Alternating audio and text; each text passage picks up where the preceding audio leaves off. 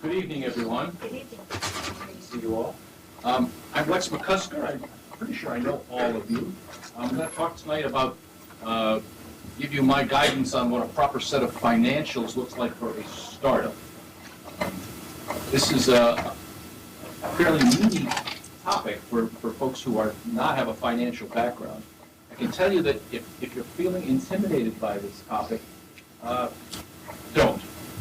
That's good advice, right? Because what it really is definitions and arithmetic. So you're going to have to learn to speak the language. There's a funny language that finance people speak.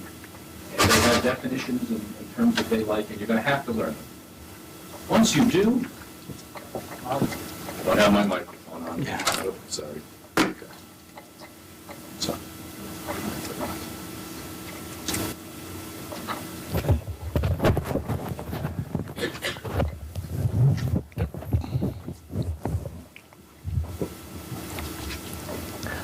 Take two. Financials for startups. This is the basics for especially for non-finance students on what kind of financials you want to put in a presentation or a document for an early stage startup. I know from talking to several of you in office hours, this is an intimidating topic. It needn't be. It turns out that the meat of this is learning a vocabulary, learning the definitions of some of these terms, and then 6th grade arithmetic. So stick with me tonight. We'll go through it. I'll show you the basics. It can be infinitely complex. There are very large companies that do nothing but this their whole lives. But you don't have to do that for your startup. Also, just by way of presentation tonight, I'm happy to take questions from the floor anytime during the presentation. If you want to ask a question, I will pass you a microphone. It comes in a small styrofoam box, and you'll see how that works. But please wait till you get the microphone. We're recording this. Not everybody can be here, obviously, and there's lots of folks who want this information. So we record it. It'll be on our website within 48 hours. Okay? Questions, comments? Everybody okay with the ground rules? So we are the Office of Innovation and Entrepreneurship. Our mission is fourfold. Innovation, education, venture creation, and connection. Tonight is education and venture creation.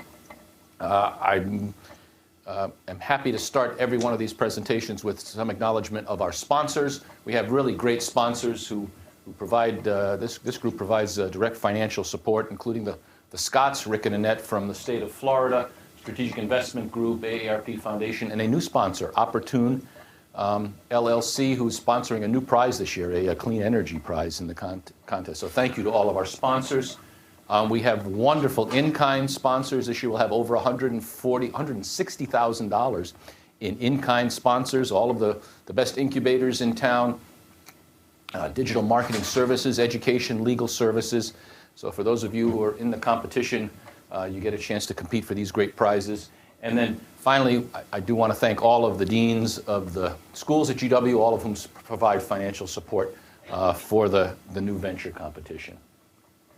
Oh, and lastly, the mentors in residence. There's a lot of information tonight. If this is your first time through it, you probably will want some one-on-one coaching.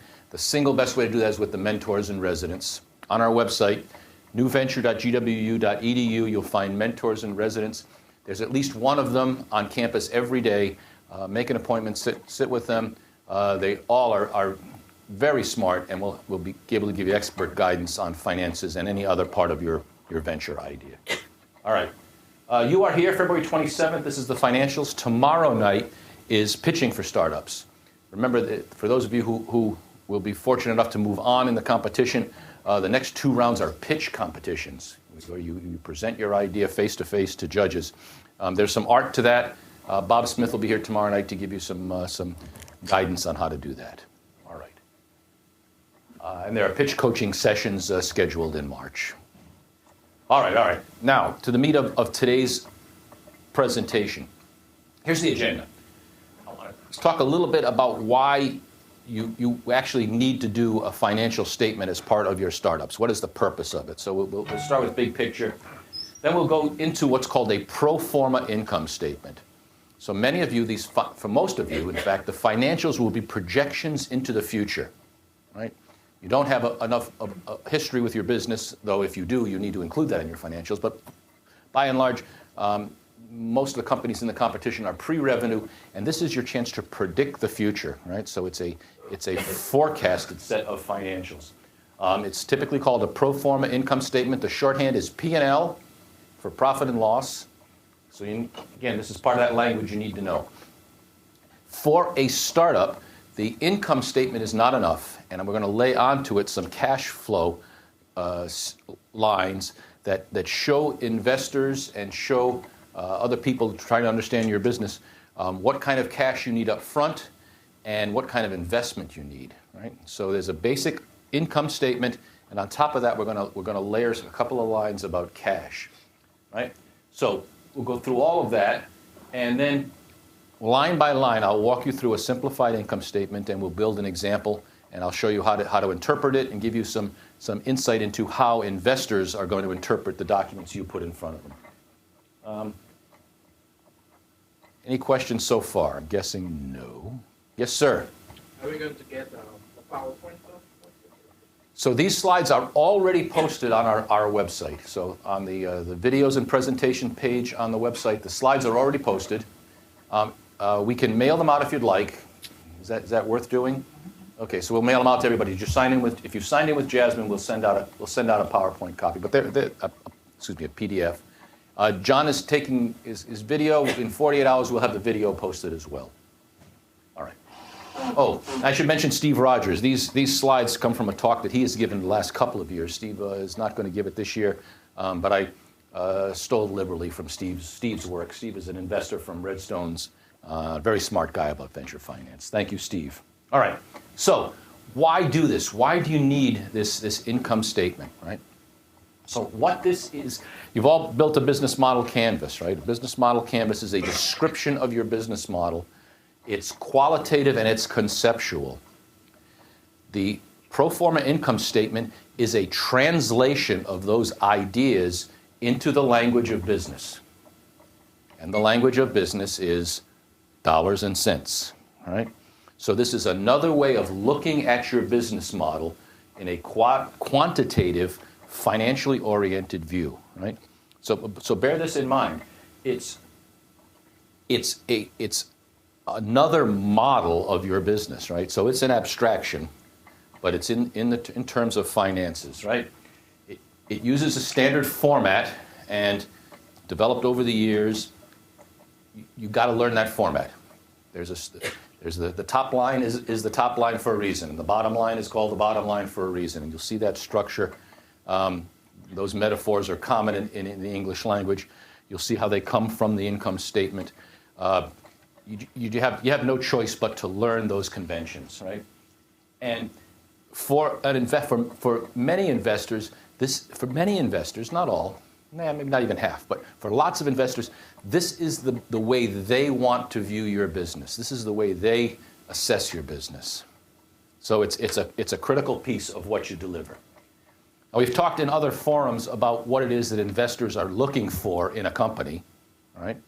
And you remember the first thing they're looking for is the team, right? They bet on the jockey, not on the horse, right? So they care about you as the leader of the company.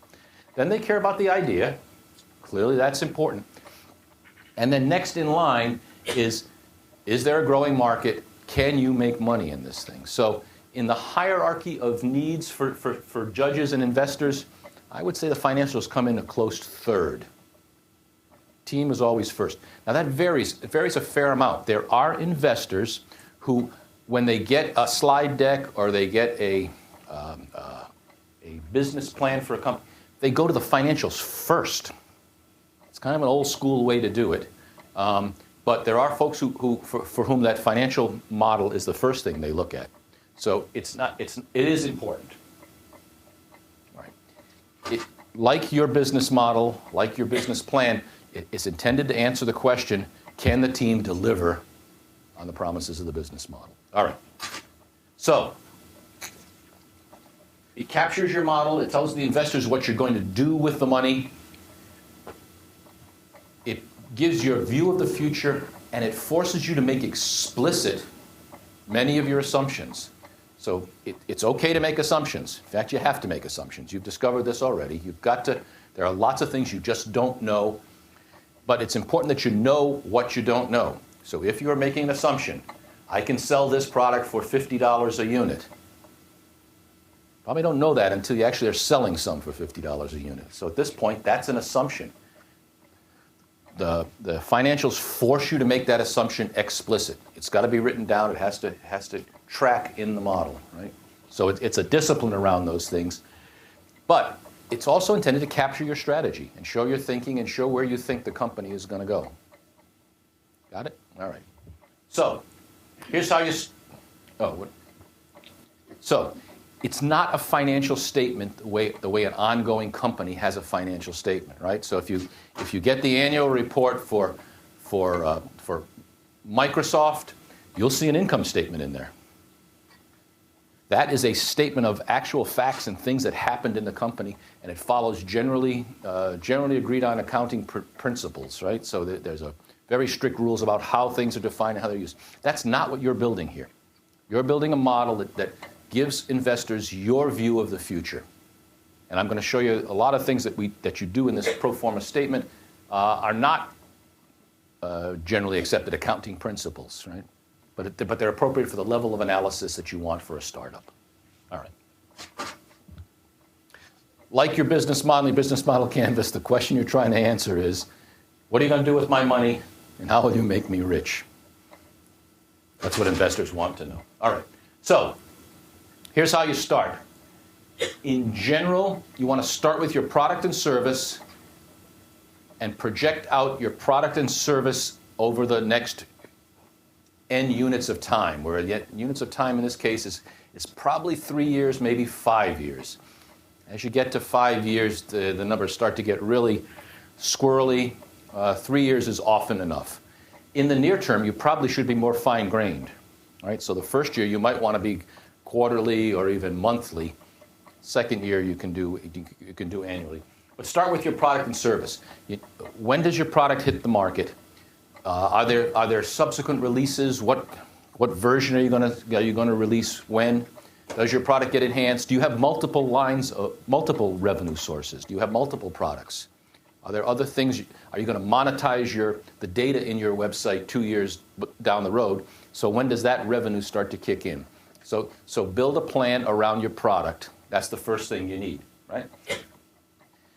Then for that product, look at the direct expense you have to develop that product and to deliver that product. Right? So there's two categories. What is it that takes you research and development to create the product in the first place, to create the enhancements, create the new versions, and what is the cost that you have to deliver each unit of that product? Right? From there, how do you market the product? When do you start marketing the product? How do you take it to market? What are the sales resources you need? Right? So if you started with a set of products, you're going to sell them over time. The sales presumably are going to go up and up and up. What are the resources it takes to actually sell those? Do you have a sales force? Do you have a website?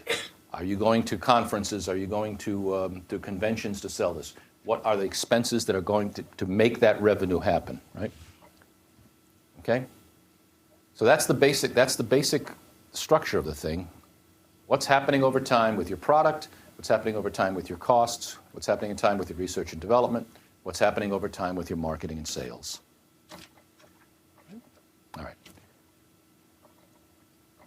All right. So this is the basic structure of the income statement. This is a very simplified view.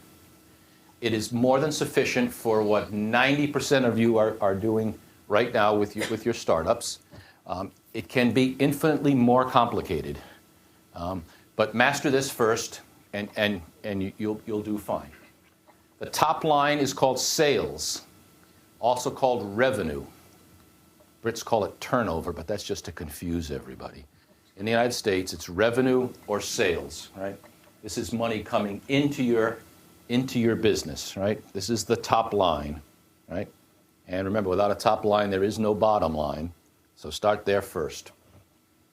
The next item is the cost of sales. These are the expenses that are directly associated with producing the product. Right? So if you make a widget, what is the factory, what is the resource that makes that product?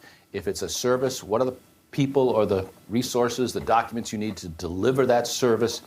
This is ongoing. It typically, not exclusively, but typically varies with the number of units you sell, right?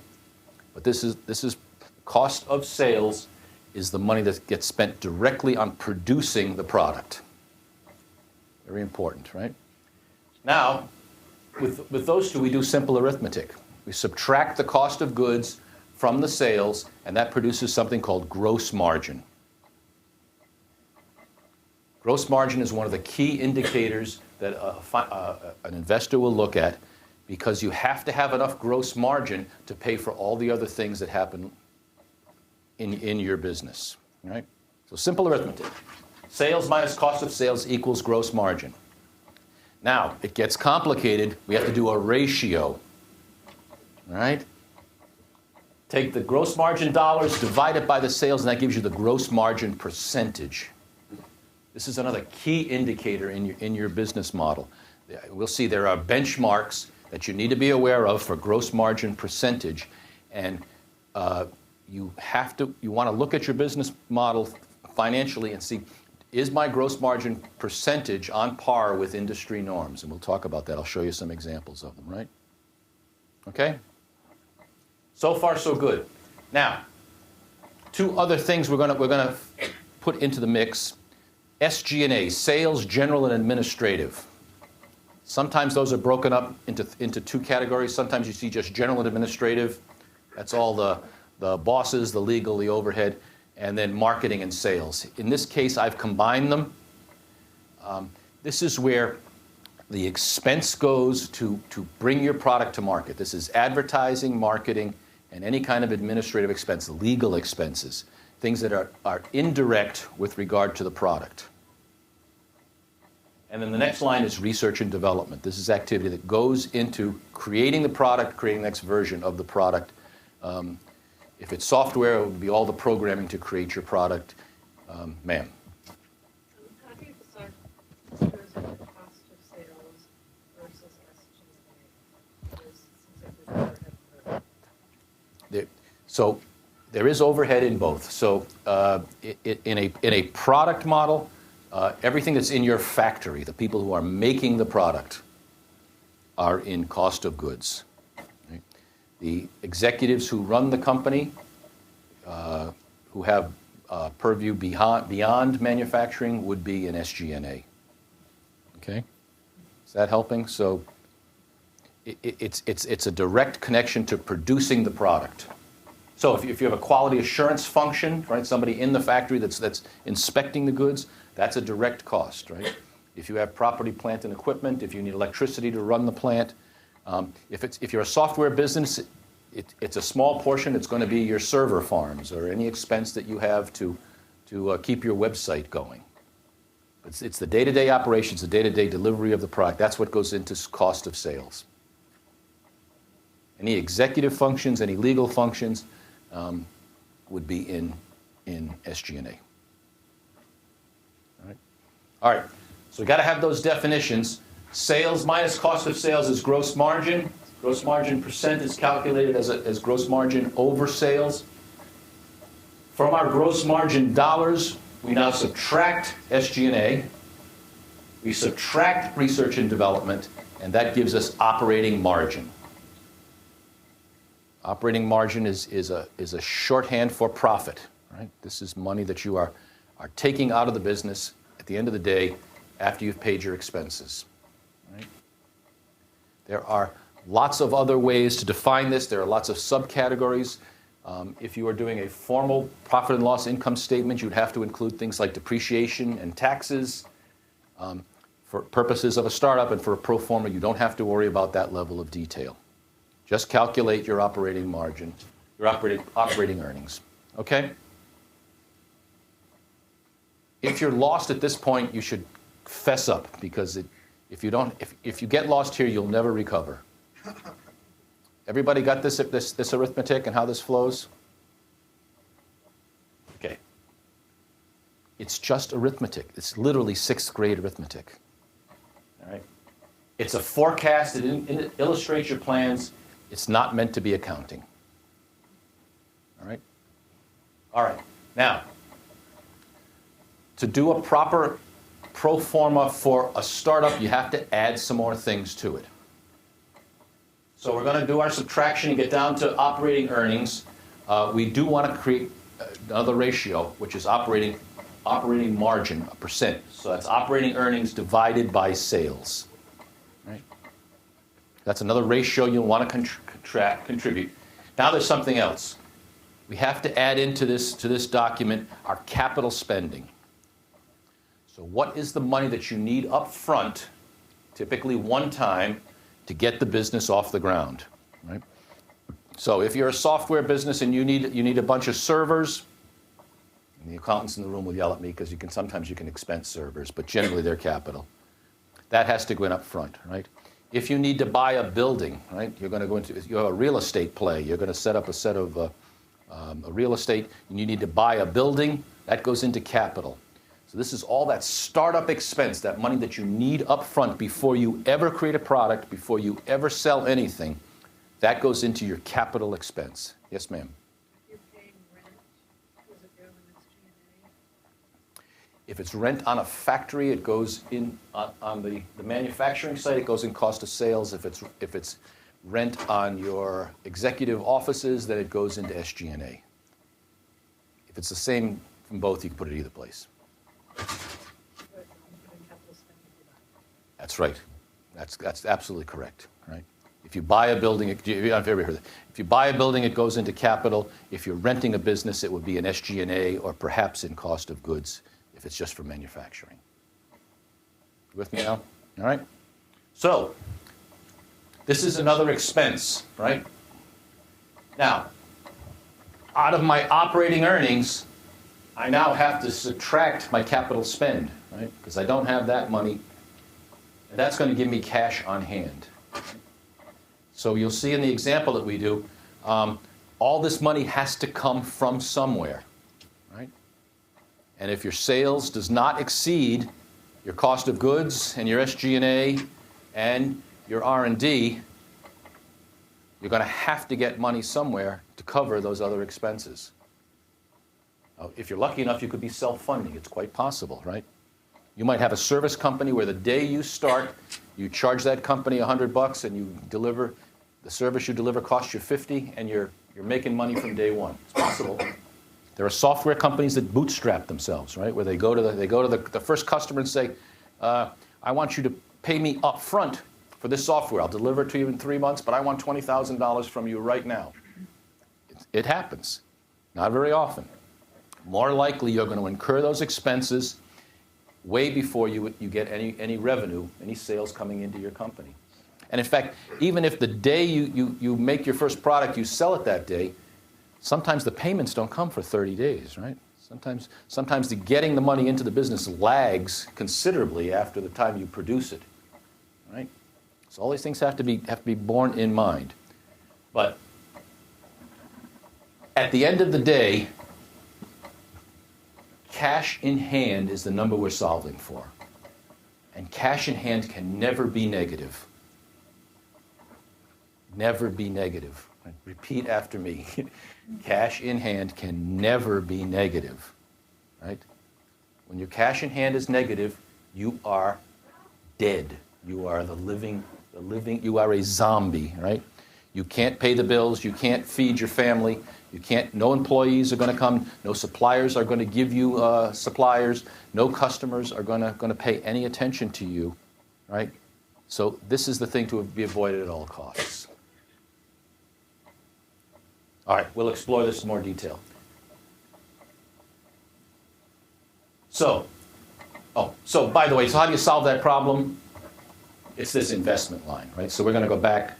Once we solve for cash on hand, we now know how much we need of investment up front to keep us from ever being cash flow negative in the parlance. All right? So now all the drama's gone now. Now it's just mechanics now. Okay, so sales. top line. There's no sales, there's no business, right? You got to have something to sell. You got to be bringing money into the venture, right? It's the sales of your product or services. If you have licensing income, right? You might have multiple sales lines, right?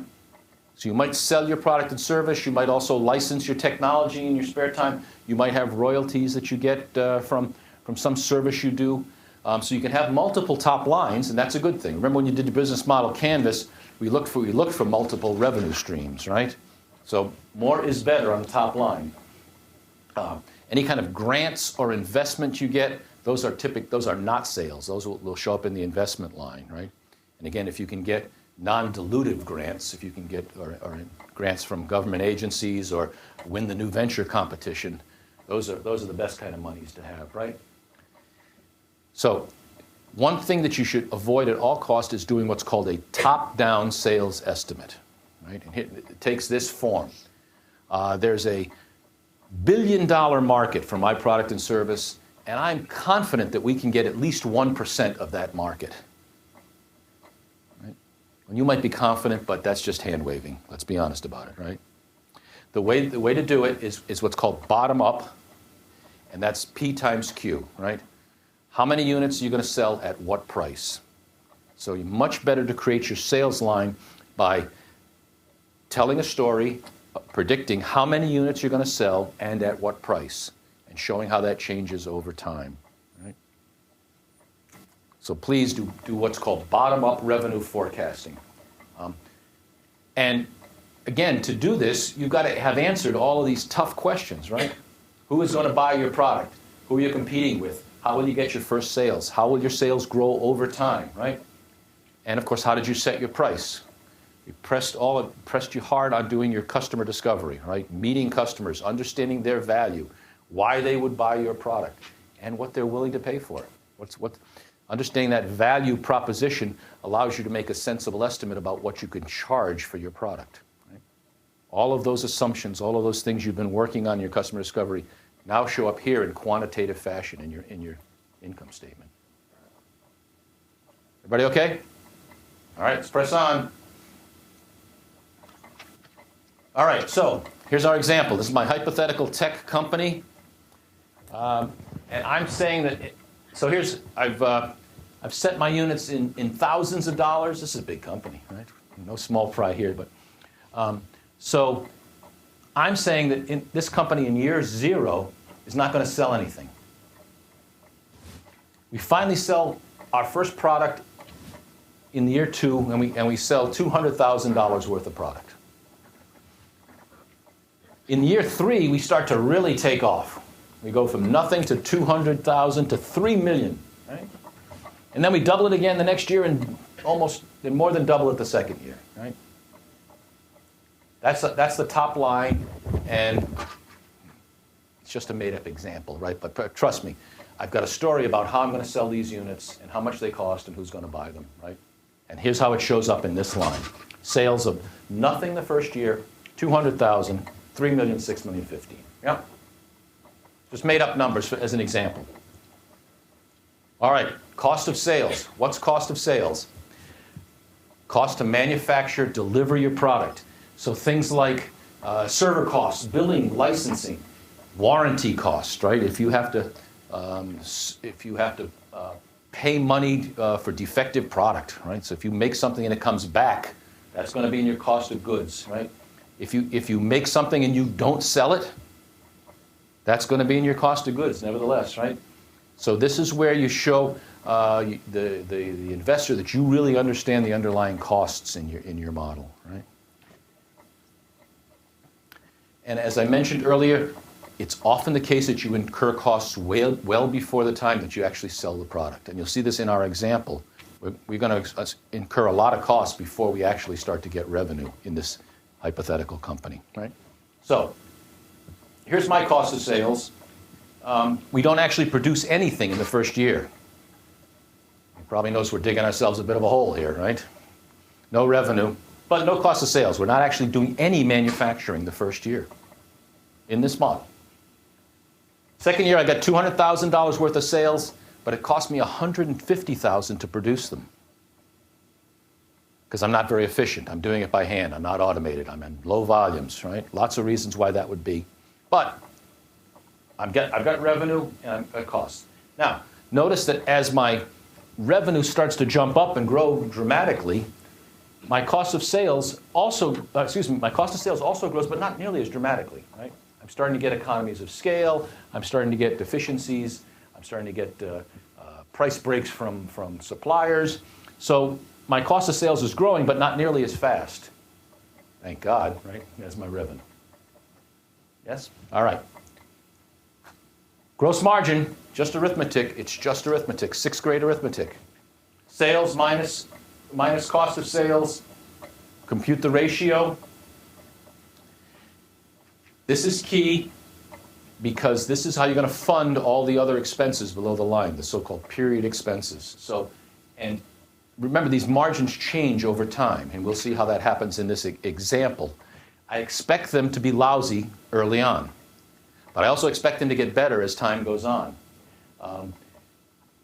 At the same time, prices don't stay the same, right?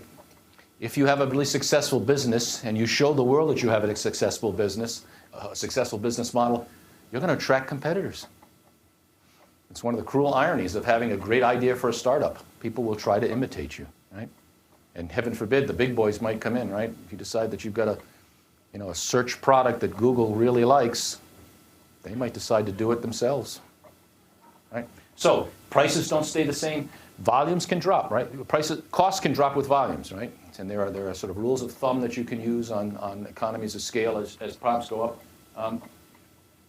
If you have quality problems, if you're building a product that doesn't work or fails, it can destroy your business model, right? Because you spend all of your time and money fixing those defective products rather than building new products, right?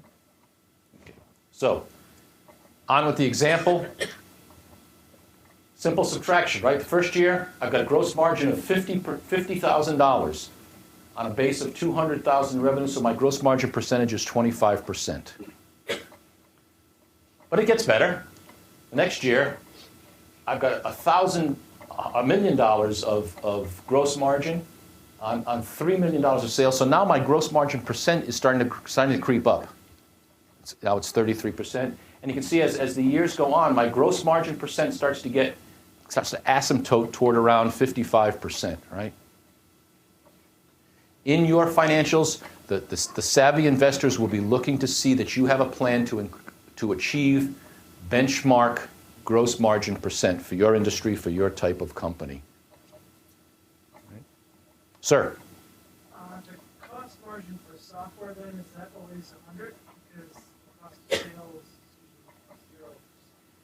Close to it. Let me skip ahead to answer that question quickly. Here are some of the benchmarks. So for a software company like Facebook, their gross margin is about 76%. So they have costs of running server farms, but notice that it's very high compared to even Apple, which is a hardware and a software company, right? But you're correct. I mean, you should have a very high gross margin if you're in a software business. Everybody understand that question and why that answer makes sense? All right, back. All right. SG&A, salaries and benefits of everybody except R&D, trade show advertising, rent, phone, internet, legal costs, bank charges, all of that stuff that you haven't thought of now, up until now, you probably should be thinking about, right? All the things you take to go into that SG&A, right? Critically important that you have enough resources applied to marketing and sales to achieve the sales that you're projecting in your top line. Ma'am. So, sorry about this. Don't be sorry. Salaries and benefits of all but R&D team. However, if, for example, ours is a health service delivery. Yeah, I said that wrong. Okay. It's not all. It's not all. Okay. If people who are working on the product, Touching the patient, they're in cost of sales. Supervising the patient, or no? Yes, supervising the patient would be. Okay, but then You have everybody else about is. That's right. Thank you. Keep me honest. It's not everybody. Anybody who's making that product or directly providing that service goes into cost of sales. That's called direct labor. vernacular. Yeah? All right. All right, so in this company, it's my hypothetical, so if it doesn't make sense, it doesn't make sense. But we're going to spend $200,000 the first year just marketing this product. Product doesn't exist yet. We haven't built it. We haven't sold it. But we're going to spend money out in the world selling and promoting this product a year in advance of bringing it to the market. Right? It grows, triples the next year. Right? But this $200,000 has been spent to produce that $200,000 of revenue the next year. Not such a good deal, but I got to spend $600,000 the next year, but that now starts to get me a dramatic growth in revenue that I'm projecting. Right? Now I'm getting $3 million worth of revenue. I spend $1 million the third year, and I'm getting $6 million. Right? So my investment in in marketing and sales is starting to propel the top line growth in this model. Yeah. All right. R&D is the product development team, the people who are working in advance. It's any kind of tools in the laboratory, chemicals, resources that you might need. If you have contract resources that you hire, that would all go into here. Remember, if you're in any kind of a technology market and in most competitive markets, you've got to be investing in the next iteration of the product, the next future. Even if it's just in cost reducing the product, right? If you have a hardware product, you might have to have a design team working on how to make it cheaper. Functionality might be the same. Right? But think about what the next generation of product is going to look like. How are you going to respond when the competition starts to come after you? What are you going to do to get ahead of them, right? So there needs to be sufficient R&D spending in the future to show an investor how you're going to keep the company fresh, keep the products alive, keep making the margins that you're promising. Somebody have a question? Oh, all right. I've been careless about using the microphone here, but I'm not going to be now. Got to talk into this thing. So what exactly does the non-capitalized portion of that phrase refer to? In other words, for my own example, we're running a farm, so is that like our LED lights, our hydroponics equipment, and that sort of thing? It's stuff that you would use in the laboratory if you're using it to invent new processes, new machinery, new approaches. This is laboratory equipment, goes into R&D. So what if they're one and the same? In other words, we're able to sell our tests. Able to sell your tests. So we're using research equipment to produce food that we are able to then sell, but it is still research equipment. So you have dual use equipment. Yes. You just make an allocation. Sounds good. Make an assumption and make it explicit. I mean, typically you'd want to say, well, we use it 40% of the time for research and we use it 60% of the time for making product. So 60% goes into cost of goods and 60% goes into R&D. So 60 and 40. But just make an allocation. Okay. Yeah? You want to send that back? Or hold it for the next one? Either way. Okay, hang on to it. All right. On to the example. Our company is R&D intensive. We're going to spend our first year, I told you we're going to spend our first year just doing marketing and sales and then research and development. So our product is not ready yet. We've got a great idea, but it still has to be developed. And we're going to spend $500,000 this year getting that product ready to go to market. Right? We continue with that spending. It grows up every year, though it only goes up gradually, but it never goes down. We're going to continue to invest in R&D each year out until year 5, when we make a big investment in R&D. Right? It's made up. Right? But you have to have a story for how you're going to handle your R&D and how you're going to fund it. All right. Operating earnings. Now, more arithmetic, right? We started with gross margin. Now we're going to take out our SG&A. We're going to take out our R&D. And that's going to give us an operating margin. We calculate operating margin expense, right? That's pretty easy. Here's what people typically do that gives investors, makes them wince, right?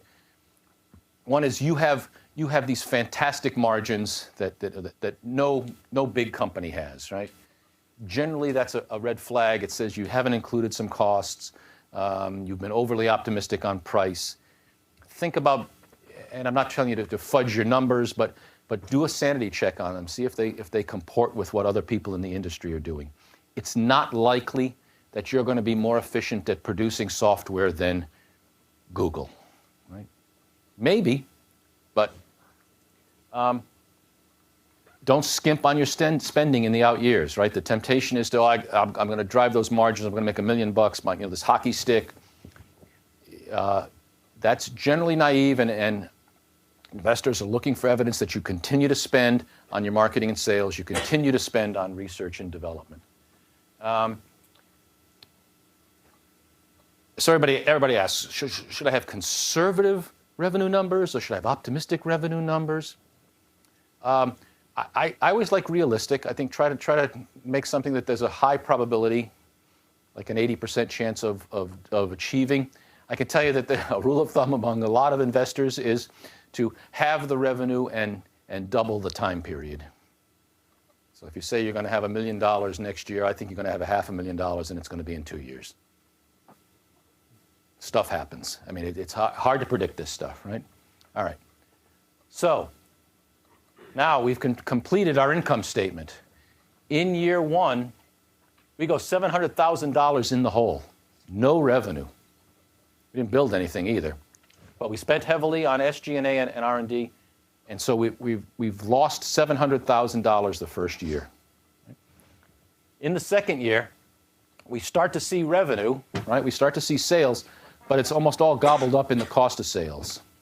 We continue to invest in SG&A, big increase there. We invest in research and development again, though not such a big increase. And the second year, we lose an additional $1.15 million. Digging a big, deep hole here, right?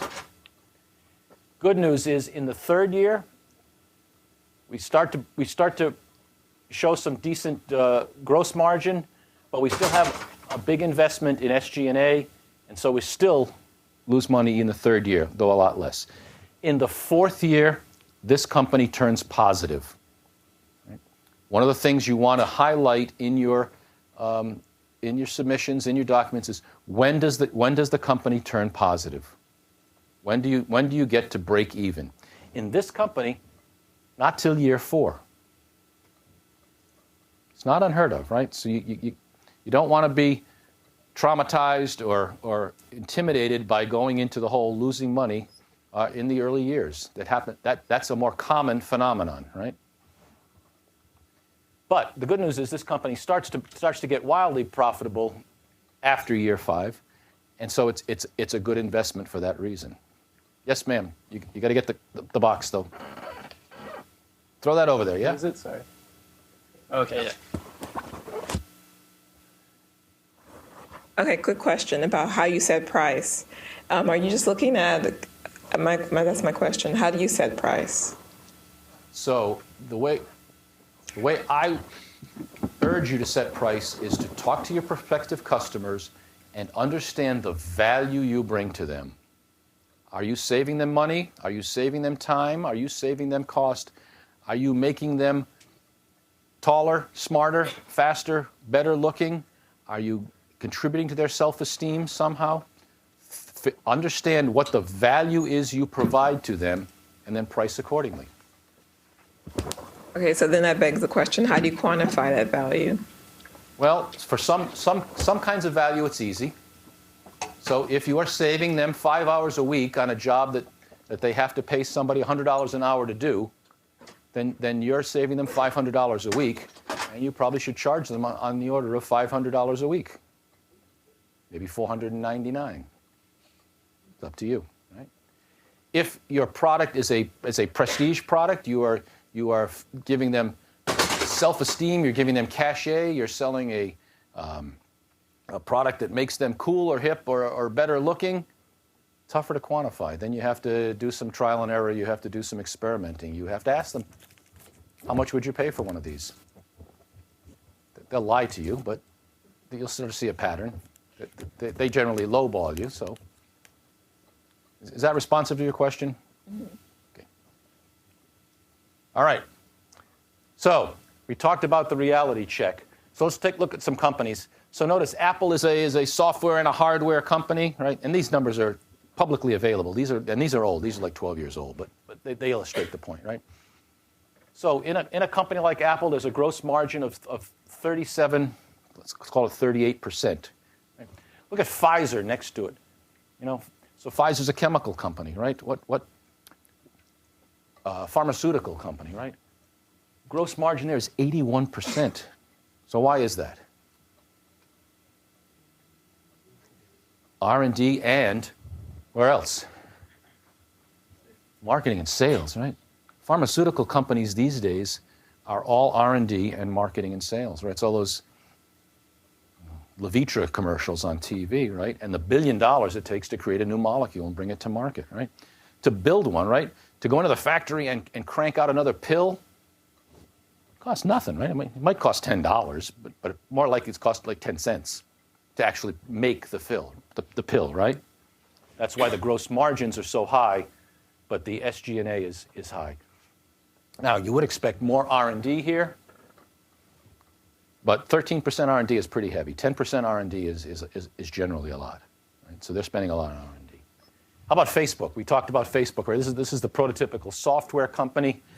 Often you see even higher gross margins for software, but right, producing the next copy of software, point that was made earlier, costs just about nothing, right?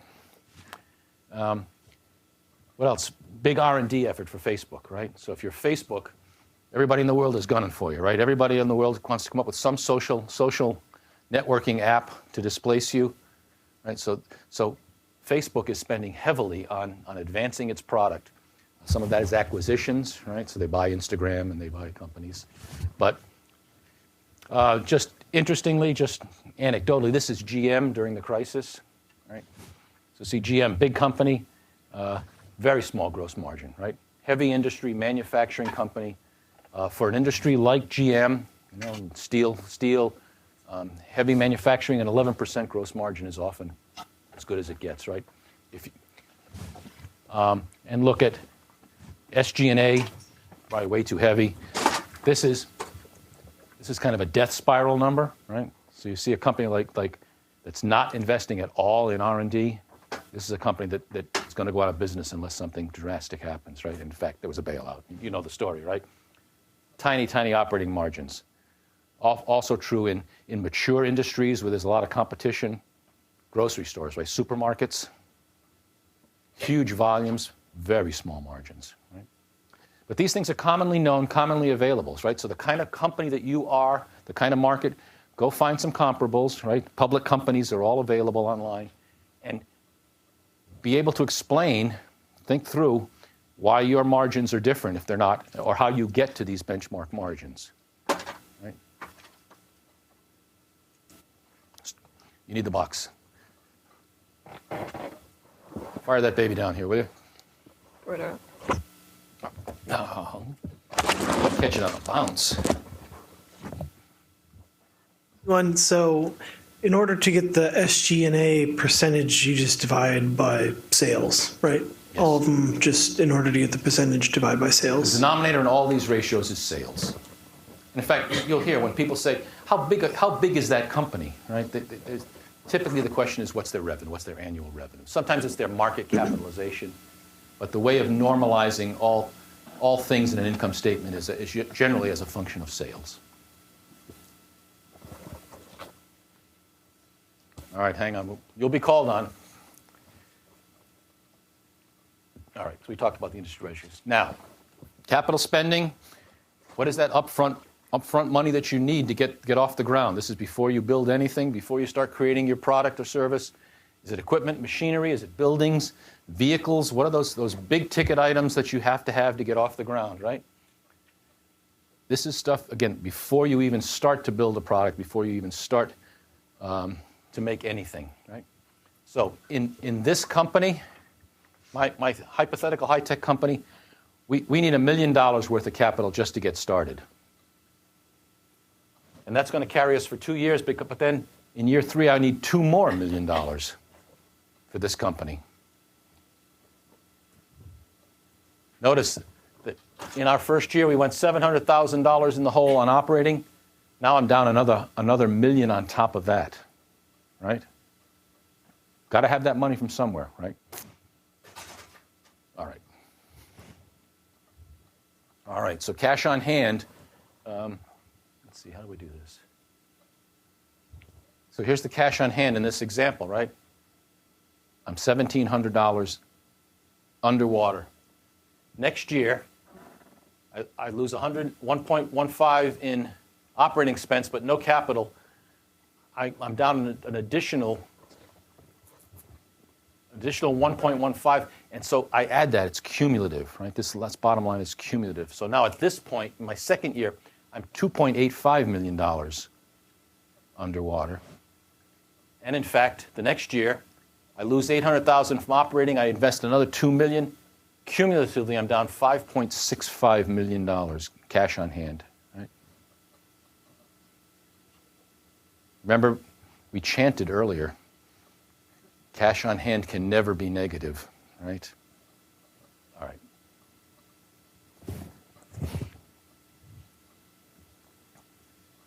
If you run out of cash, you run you're out of the business. You're out of business. All right. So how do you do that? You make it up with an investment, right? You have to have an investment. This company can't live without how much investment? At least $5.6 million, right? And because of the general slop and imprecision in these numbers, I would say $6 million.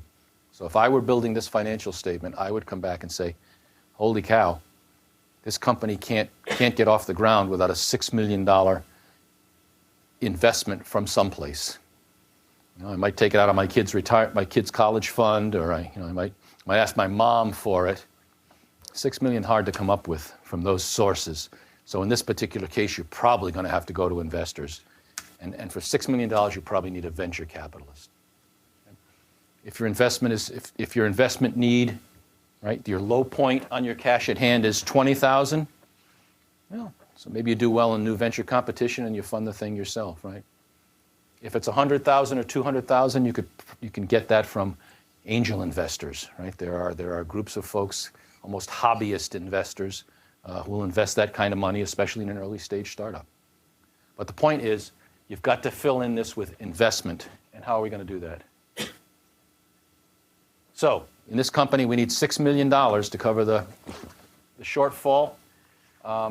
At least $2 million is needed the first year, right? So I got to have at least $2 million right away. The rule of thumb is to look for 18 months or 2 years worth of investment, or said differently, investment that will cover you for 18 months or 2 years. Getting investment, especially outside investment, is time-consuming and takes you away from the business of running your business. So you don't want to be doing it every 3 months. So again, the rule of thumb is you should be positing investment that will carry you through the next 18 months, at least 2 years is better, right? In this particular model, I'm going to do 2 raises of $3 million each 2 years apart. Arbitrary, I'm trying to illustrate the idea, right? So here I have a $3 million infusion of cash the first year, a $3 million infusion of cash in year 3. That offsets my losses here, and now I have cash on hand, $1.3 million here. I get down to 150 here, getting a little bit low. My next $3 million comes in, I'm back up to 350, and now I'm self-funding. So now I don't need any more investment. My margin, let's see, operating earnings here is now starting to fund the company. And in fact, now when I get to year 5, I've got great earnings and lots of cash, and I'm making money hand over fist. We sell the company, we exit, and give a building to George Washington University. All right. This is the punchline. Everybody got the arithmetic? We have a question in the back here. Oh, geez. John, you're sure this thing works, right? Okay. All right. This will be the greatest throw of my life. This will be Tom Brady-esque. Are you ready? You're smart to duck. All right. Thank you. Hi, can you go back to the previous slide? Yeah. Can you explain the last sentence, please? Yes. Okay. So, yeah, thank you for asking that. So, I'm projecting that I want to grow really fast, right? So, I'm going to go get $3 million of investment up front so that I can cover this big expense here and the capital spend, right? So that $3 million is not going to come cheap, right? I can't get it from mom, and I can max out all my credit cards, but it's still not going to work, right? So I'm going to have to go to some vulture capitalist to get that money, and in return, I'm going to have to give up a big piece of my company, which I really don't want to do. But I've considered the pluses and minuses, and I want to get to this point. And I'm impatient, I want to go fast, so I'm willing to give up my company to grow fast by getting this big investment up front. I could go slower, right? I could spend less here, right? And extend this out over time and get less investment here and maybe give up less of my company, right? So if I'm willing to postpone that revenue, because I didn't spend as much on R&D, I didn't spend as much on SG&A, I could conceivably get this business off the ground with less upfront investment. Then I could go to other sources like angels and take less upfront, and hence give up less of my company. Does that make sense? Yeah, thank you. You've got a lot of levers to pull here, right? You can manipulate this model to find the path that makes sense for you. Yes, ma'am. To save us another long pass, why don't you do your question, and then we'll get up here. So I'm guessing that just based on what you just showed us, that investors will probably try to scrutinize your assumptions on sales and how much you can sell, and your assumptions on costs. Like, I'm guessing they will want to see that we've put a lot of thought into how much we project our costs to be, and is that realistic and whatnot. So I'm just curious about any examples you can give us of maybe companies that you've seen that have really gotten it wrong and why, or maybe I don't know. Like, I'm trying to think, what do I have what do I have to know in order to be able to prove to somebody? I know you might want to scrutinize my cost assumptions or my sales assumptions, but let me tell you why this makes sense. Let me tell you why my assumptions are right. So I guess I'm just wondering about any examples that you've seen before. Yeah. So let me back up a little bit. So you asked, how can you prove that your assumptions are right? Prove is such a harsh word in this environment, right? The goal here is to be convincing. Now, here's how this works. So you put together a business plan, you put together a deck, and you get in front of some investors, and you pitch that deck, right? You pitch that idea to them. The outcome that you are hoping for from that pitch is that they will come to you and ask you to engage in due diligence. Right? This is a term of art, but what happens when an investor is serious about investing in your company is they then say, I want to start a period of due diligence in which they comb through all of your materials and they test all of your assumptions, right? And they're going to go through your financial model with a fine-tooth comb, and they're going to ask you about every assumption. And they're going to ask you the rationale for why you made that assumption. And they're going to tell you either they agree with you or they don't, or they want to see more information. So if you have talked to 100 customers, even though you have no revenue, they will say things like, great, who are those 100 customers? I want to talk to them too. And if you say, well, I forgot, I don't know, the dog ate my homework, they're going to walk away from you. But they're going to call those customers up and say, you know, John told me that this was the greatest product since sliced bread. Why do you believe that? Right? So they're going to dig in on everything. They're going to dig in on your team members. They're going to dig on your corporation papers. They're going to look at your costs. So they're going to scrutinize your costs. If you say, I can, you know, the components that go into manufacturing this thing cost me $9.87, and I can source them from Vietnam, and and there's a 3-week lead time, they're going to go try to buy some of those products. They're going to source everything. So they will dig on everything that you said before they give you their hard-earned money. That's the nature of the process. Is that responsive to your question? So you just like to make sure that we have a good rationale for every single. It's persuasion, right? You're not going to prove it to them, and some of them are going to say, "Oh, I just don't believe that." My brother-in-law had a factory in Vietnam, and he lost his shirt, and I've never invested in any company that does business in Vietnam. You can't talk them out of that. And of course, it's an asymmetrical relationship, right? You want their money, and they might want to do business with you, but they've got a lot more choices than you do, unfortunately. So, I promised this lady the box, so yeah, go ahead. Watch out for your head here. We lose. Oh. Thank you. All right, good. Okay, so you said that if you want to go fast and you need $3 million, you got to go to venture capitalists, and if you go slow, then angel investors. So if in the first year the sales will cover the costs, but you need that money up front to hire the staff, Right. What approach do you take in a $500,000 range? In the $500,000 range, you probably need money from angel investors. There are other alternatives, though. So sometimes people can work for a lot less. Sometimes they will defer their compensation. Sometimes they'll work for equity.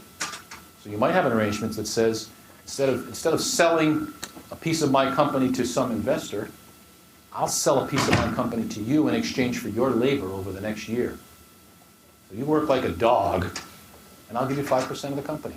Obviously, all these numbers are negotiable, and there's techniques for doing this. There are vesting periods and cliffs, so it's not as simple as I make it out to be. But there are imaginative ways that you can get that resource without having to go to an investor. And of course, there's investment and there's investment, right? So especially in the academic community, there is grant money, often grant money available from federal agencies, from state agencies, things like the Clinton Global Initiative, right? All these, and that's non-dilutive money. They give you that money, it goes into your investment line, but there's no need to give a big piece of the company. So you want to explore all of those possibilities. Yeah. All right. I got 2 in the back here. All right. Are you open? Thank you. You just mentioned that investors scrutinize you and then may not agree or support you. How do you protect yourself? How do you reduce the risk that then they go away and do their own after learn all those details from you? So, when you talk to investors at this stage, when you show them the pitch deck, they will not enter into any kind of a non-disclosure agreement. But when you go into due diligence with an investor, then it's perfectly reasonable to ask them to sign a non-disclosure agreement, especially if you have intellectual property, technology. If your business is built around a proprietary technology, they're going to insist on doing due diligence on that technology. At that point, you can also insist that they sign non-disclosure agreements. Getting to due diligence changes those rules. Yeah? Another question? Why don't you do the one behind you, then I'll get Min next. Yeah, so if you assume you're an investor and you don't have, you're doing due diligence on a private company, but the only thing you know about that private company is number of employees, their yearly revenue, and their VC fundings. So is there a way you can value that firm with just those 3 facts? Can you come up with a valuation? Yes, but it wouldn't be worth much.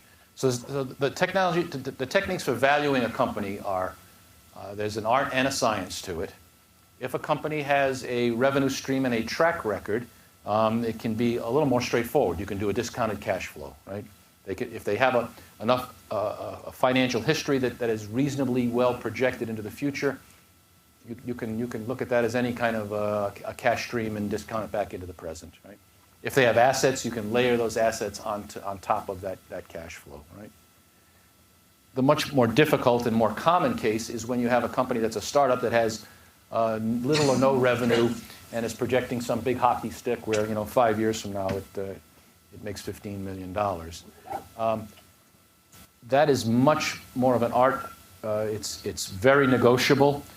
There are people who do this for a living, by the way, who are very good at it. The simple answer that I can give you right now is you typically do it around comparables. So you look hard for companies that are in a similar space, that have gone public or have had an exit, and you look at what they command in the marketplace. There are rules of thumb. You can value a company typically at 3x revenue. Sometimes you can do like 7 or 8 times EBITDA, but that's beyond the scope of today's lecture. Does that get you All right. Min was next. Let me go here and then I'll get you.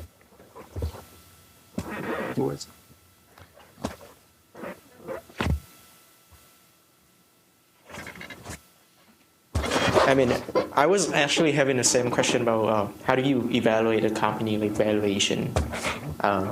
Because I watching like the Shark Tank, like they kind of come up with a very quick evaluation of a company based on the number of investment.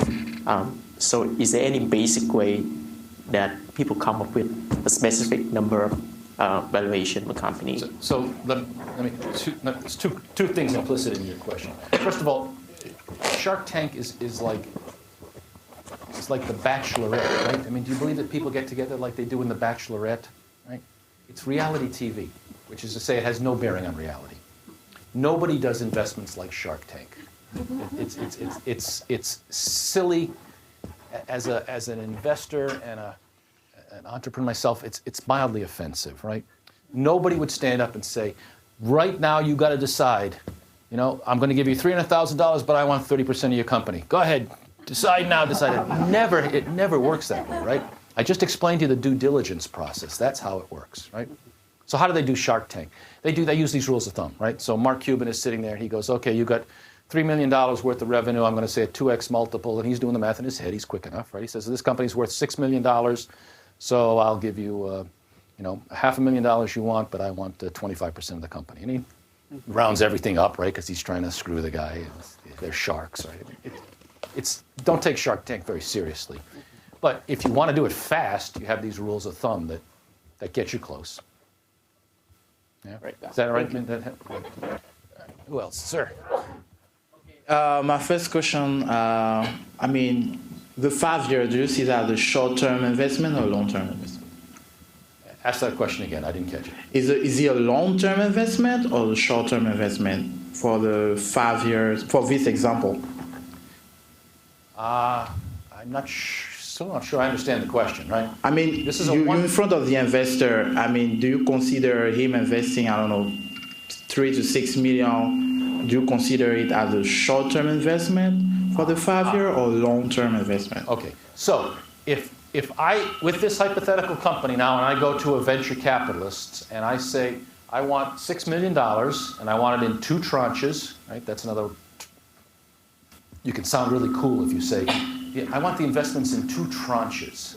That's kind of like insider speak, right? It just means 2 payments. How does that investor get his money back, right? So Min, I'm not fast enough to be on Shark Tank. Maybe that's why I don't like it, because I'm not sure. Let's do the arithmetic. So let's say in year 5, it's 3 times the revenue, so the company's worth $45 million, and I want a $6 million investment. So post money is, don't tell me, 50. Make it 50. Let's make it 54. So it's worth about 11% of this company, using those rules of thumb. So if I'm going to try to evaluate this company and get an investment, I'm going to offer 10%, he's going to want 15, and we're going to agree on 12, right? How does he get his money back? How does that investor get his money back, right? So he might stick with you for a long time and make a claim on 11% of the profits. But in a company like this, the profits are all going to go back into investment, right? We're not going to have dividends in this company, so that's not a good. So there's basically 2 ways that he's going to get his money back. One is if this company goes public, right? We actually go to the New York Stock Exchange and sell stock. then he's going to, whatever we can get for that stock, he's going to get 11% of the company, and his stock will now become liquid, and he can sell it on the other way. And these are called exits, right? So an IPO is an exit. The other way is to be bought, right? So if some larger company buys this company, and in my model, I'm going to charge them, I'm going to ask them for $55 million to buy this company, and he owns 11% of the company, he's going to get 11% of the $55,000 that I get when I sell the company. But when's that going to happen, right? So this is why, angel investors and VCs are generally longer-term investors, right? Because they're not going to see their money for 3 to 5 years, right? And all of this is variable, right? There are some angel investors who only invest in companies that are post-revenue and where they believe they can have an exit in 2 years. But so that's lower risk, but the rewards are better, it's not as great as well, right? So it varies a little bit, but in this model, the investor gets his money out in 3 to 5 years, sometimes 7 years. Like if you're investing in a molecule, right, a pharmaceutical play, it can take 8 years to bring a new pharmaceutical to market, right? No revenue for 8 years. Right? You did the arithmetic with me, right? So that top line is 0, 0, 0, 0 out for 8 years, right? You're going to dig a big hole. Okay. Is that responsive to your question? Yeah, and then I have another one. I mean, don't you think it's better to have at least a hand on, some amount every year instead of having just 2 payments? Simple answer is yes. The reason in this example that I spread out the investment is the activity of raising money is labor intensive. So if it's your company, I'm guessing you're the most important person in that company. And what I would like you to be doing is talking to customers, developing product, hiring staff, not out raising money. Raising money is almost a distraction for the leaders of the company. So I'm trying to keep you from doing that too often. Now, what you could do, for example, a lot of times sometimes it's called salami investing, right? So you go to an investor and he'll say, okay, I'm going to invest $6 million in your company, but I'm only going to pay it out to you $1 million a year for the next 6 years, right? Like slicing the salami. So that protects the investor, right? He doesn't have to give up his whole $6 million if you do something stupid. Maybe he's only $3 million in, but it also saves you from the chore of constantly raising money, right? As long as you're hitting your milestones, you're getting your $1 million a year. Mm-hmm. So that's another alternative. Go ahead. Okay. You got to get the box.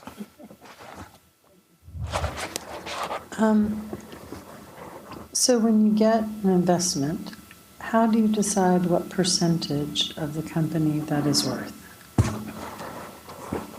So it starts with the valuation, right? And again, this is more art than science, but you start with saying, I think my company is worth $5 million. At the present time or future time? Everything has to be brought back into the present time, right? So if you have a cash flow, you're promising a cash flow stream that it's like a reverse mortgage, right? It gets brought back into the present, right? There are lots of rules of thumb for how to do that. There are lots of techniques for doing that. Frankly, it gets down to onto horse trading and to arguing and can I have a board seat? But you start with the valuation of the company. And then the way it works is simple. Let me give you an example. If you have a very early stage company, you have no revenue, no employees, you just have an idea, but you tell me, okay, my company is worth $500,000. I could make the arithmetic easy. My company is worth $400,000. And I need $100,000 to get started. So you come to me, I say, okay, I agree with your valuation. I'm going to give you the $100,000 you ask for, and here's how the arithmetic works. We agree that the company is valued at $400,000 pre-money. I add my $100,000 into the venture, and now post-money it's worth $500,000, yes? So my $100,000 contribution entitles me to 20% of your company. And that's what I'm expecting. Now, the longer you wait to get that money, the better, right? Because if you can hold out for 6 months and start to generate some revenue, get some customers, and the valuation of that company goes to $900,000, And now you come to me and say, Lex, I need $100,000 to get my company off the ground. It's worth $900,000. Do the arithmetic. $900,000 pre-money, I give you my 100. Post-money, it's worth $1 million. But now my 100,000 only buys me, only causes you to give up 10% of the company. So then the valuation that you do on day one, if you say you're going to make $4 million in 3 years, and you can substantiate that by good assumptions, then would your value be the present day value of $4 million? Yeah, but discounted over time, right? $4 million in the future is worth a lot less than $4 million right now, right? But that's how you get there. That is a way to get there. Okay. What happens as a practical matter is when you say I'm going to make my operating margin is going to be $2,400, $22.4 million, and we discount it back, and you say, okay, so look, my company's worth at least $1.2 million now. I'm going to say, yeah, but you made a lot of assumptions to get to that. So I don't believe you're going to get to that.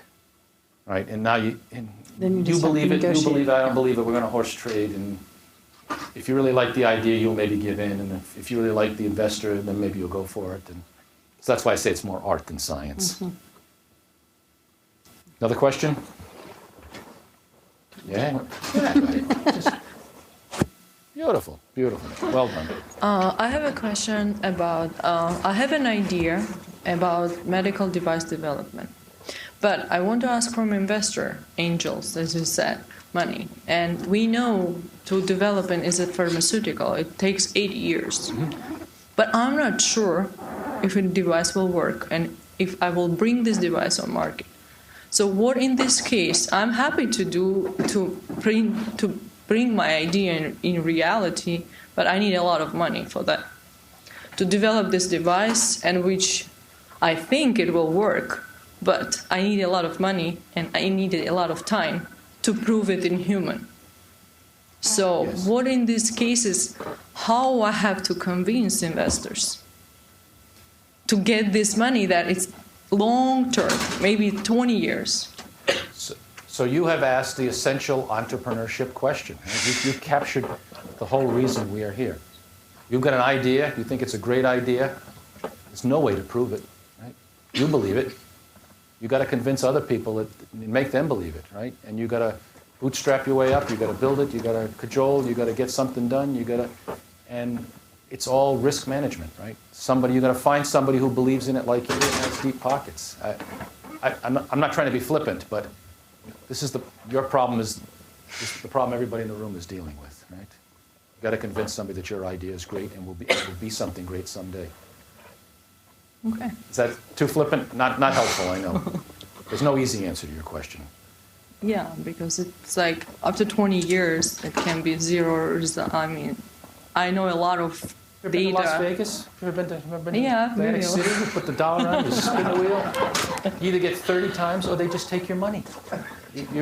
But I don't want an investor go after me later. Hey, we gave you $6 million, and what did you do? And you're saying it doesn't work. So. It happens all the time. Oh. It happens all the time. Head of a company called Theranos. It was worth billions of dollars. You give him the box. You got some company that they would develop something that you pinch your finger with a small drop blood, and it would do amazing stuff, yeah. And it was worth like billions with. So here's how the arithmetic works, by the way. Yeah. So let me. Well, what happened is they never actually had a product that worked. But did they come after? Oh yeah, the CEO is not allowed to work in a medical lab for the next 10 years, and she's being sued. So leaving aside fraud, which this may or may not be. Look, here's how the arithmetic works. If you're an angel investor and you make 10 investments, 3 of them are going to go down in flames. It's like you flush the money down the toilet. You'll see nothing. It's gone. just thrown away. Another 2 or 3 of them will break even, right? So 6 years later, you'll get your money back. Big deal, right? I could have gotten 5% in a mutual fund, right? There'll be 2 of them that maybe make, like a 10% or 20% return, right? So for all the risk I took, I got, what I could have gotten in a CD. And then there's going to be one that's going to return 10 times, right? And I'm willing to play that game. I'm willing to play the game to find that one that's going to pay me back 10x. I'm willing to flush 3 of them down the toilet because if I'm smart enough, I find that one that's going to pay 10x. So losing money is part of the investment game. They're not worried about it. I mean, they are, but they don't cry over it. Kyra. You should want to change that name. It's very confusing to me. Yeah. So I kind of have an answer for you. I work specifically in social ventures, so I'm definitely biased, but I wanted to read a text I got from my older brother the other day. He said, I just learned that the words emotion and motivation come from the same Latin word meaning to move. So in my field, and what I think can help convince investors is using that emotion, using that to motivate them. And I think if people feel connected by what you're talking about, they realize that what you're doing can improve lives or can impact society in a positive way, they're naturally wanting to support that. So I believe in the value of emotion and connecting there. So hopefully that helps. Thank you. All right, we're out of time. Let me go quickly through the end of this. Just to sum up, the key ratios matter. We've talked about this a lot. When you write about your venture, highlight the key ratios. Show us how you're getting to the benchmark gross margins. Show me that you're spending enough on M&S and marketing and sales and R&D to support your product growth and your sales, right? When do you break even? I very much want to know when that's going to happen. Remember our example, it was not till year 4, right? Are you continuing to invest in your development? And have you included all the elements of cost? These are kind of the big ticket items that an investor is going to look at when they look at your financials, right? So in summary, we introduced this new language. I know it doesn't make any sense. It's very arbitrary. If you want to talk to business people, you got to learn this basic finance language. Sorry. This model is the simplest view there is. It can be really complicated, but this is more than enough to get to the next step, get to that due diligence step with your venture, right? Revenue projections got to be bottom up, right? Quantity times price. Don't do a top-down.